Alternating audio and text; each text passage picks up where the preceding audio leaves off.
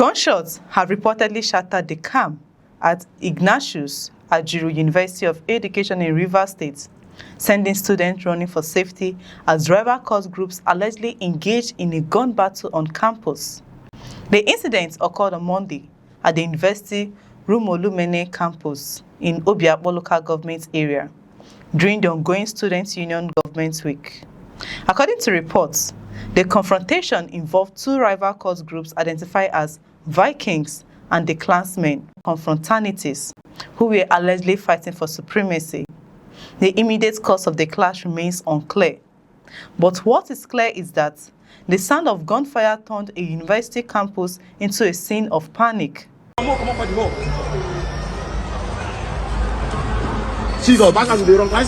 them, see them. Let the video, let the video. Oh, when I talk about for this one. Jesus, Jesus. Hey, Jesus! A video circulating on social media reportedly captures students running for safety as gunshots echoed across the campus. Students who had arrived expecting academic activities and student events were suddenly forced to think about something very different: how to avoid becoming victims of violence. Academic activities were temporarily disrupted as students reportedly sought refuge inside classrooms and hostels, fearing that stray bullets could hit them. Thankfully, no death or injury was reported from the incident.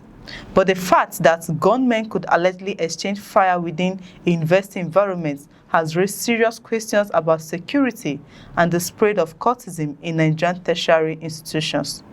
A university is supposed to be a place where young people acquire knowledge, develop their careers, and prepare for the future. So how did cult violence allegedly become powerful enough to erupt into gunfire on a university campus? That is a question now confronting the institution and the authorities responsible for its security. Port Harcourt-based rights activist Charles Jaja described the incident as deeply disturbing and argued that the university management appeared to have lost control of the campus.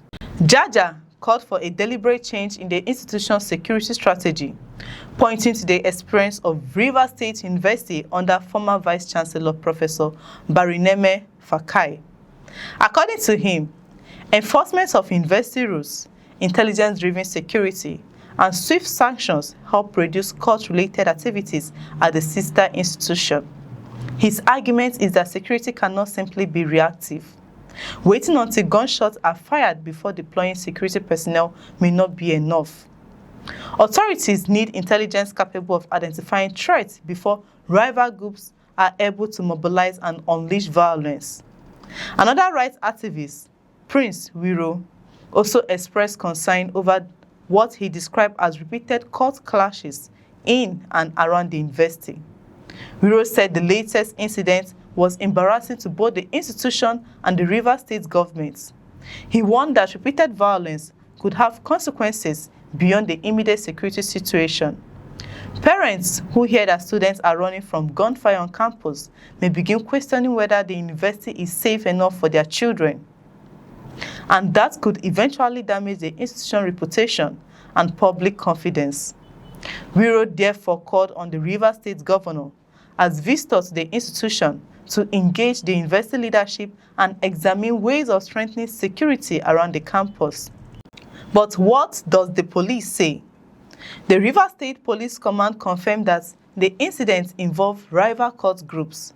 Police spokesperson Blessing Agebe said officers responded promptly after receiving a distress call and succeeded in restoring calm.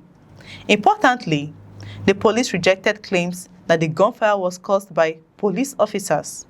According to Agebe, the officers did not fire shots, but took proactive measures to contain the situation. She said no lives were lost.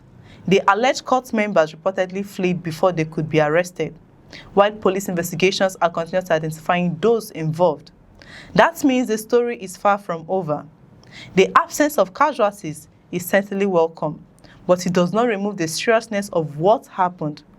A confrontation involving firearms between rival groups on university campus could easily have ended with students, lecturers, or innocent members of the public caught in the crossfire. One stray bullet could have changed the entire story.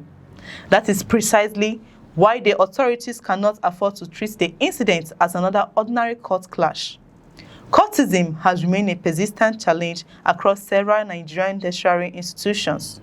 Rival groups can fight over territory, influence, recruitment, and supremacy, creating an environment where students who have nothing to do with the groups can become unintended victims. The danger is particularly severe when firearms enter the equation. Once guns are introduced into a confrontation, a dispute between a handful of individuals can rapidly become a threat to an entire community. The latest incident therefore raises broader questions about how students gain access to weapons, how cult groups operate within university environments, and whether existing security measures are actually preventing these groups from organizing. The university authorities now face pressure to demonstrate that the campus remains under control. Parents also deserve reassurance that their children can attend lectures, participate in legitimate student activities, and return home safely.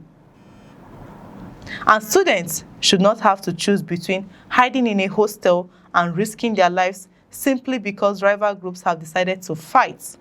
The police have promised that the investigation will continue and those responsible will be identified and apprehended.